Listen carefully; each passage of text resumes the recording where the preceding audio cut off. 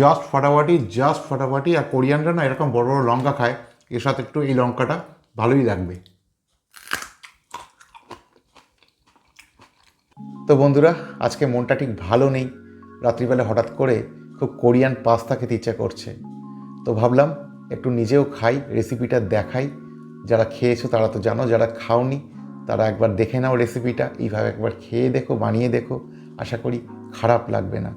তো চলো শুরু করা যায়। কোরিয়ান পাস্তা বানানোর জন্য নিয়ে নিয়েছি সেদ্ধ করা পাস্তা, সাথে সেদ্ধ করা বাঁধাকপি, কাঁচা মটরশুঁটি, কাঁচা পেঁয়াজ লঙ্কা, সেদ্ধ করা আলু, soya sauce, tomato sauce, chilli sauce, আর এটা হচ্ছে রসুন ভাজা, আর সাথে এটা কাঁচা খাবো এত বড় লঙ্কা।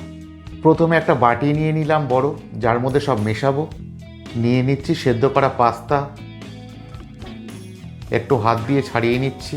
এর মধ্যে নিয়ে নিচ্ছি সাদা তেলে রসুন ভাজা,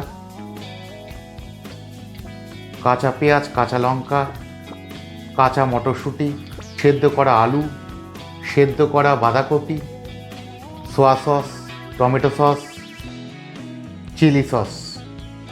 তো এইবারে যেটা নিতে হবে সেটা হলো নিজের হাত, জাস্ট সুন্দর করে এরকমভাবে মাখিয়ে নিতে হবে।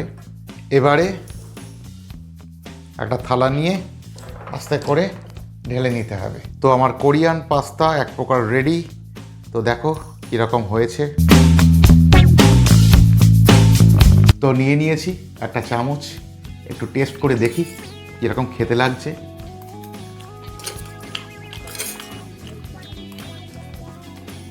জাস্ট ফাটাফাটি। আর কোরিয়ানরা না এরকম বড় বড় লঙ্কা খায়, এর সাথে একটু এই লঙ্কাটা ভালোই লাগবে। দারুণ, একবার অবশ্যই ট্রাই করো কিন্তু।